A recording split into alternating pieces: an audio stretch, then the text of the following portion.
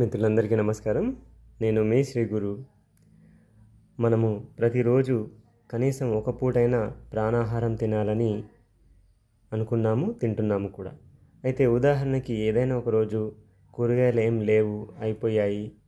మరి అలాంటప్పుడు ఎలా చేసుకోవాలి ప్రాణాహారం అంటే చూడండి, ఏదైనా ఫ్రూట్స్ ఉన్నా, లేదా ఉదాహరణకి ఇప్పుడు నేను తీసుకుంటున్న ప్రాణాహారం ఫ్రెండ్స్, ఇక్కడ దానిమ్మ పండు గింజలు, అలాగే కూర దోసకాయ, 2 టమాటాలు, అలాగే కొన్ని కిస్మిస్లు, ఇవన్నీ కలిపితే చూడండి ఫ్రెండ్స్, నాకు ఇప్పుడు సరిపడా ప్రాణాహారానికి సిద్ధమైపోయింది.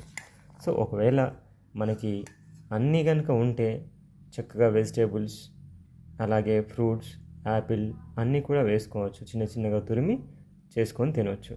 కానీ ఏమీ లేని పక్షంలో కూడా ప్రాణాహారాన్ని మానాల్సిన పని లేదు. తప్పకుండా మనం ఇలా చక్కగా టేస్టీగా చేసుకొని తినొచ్చు ఫ్రెండ్స్.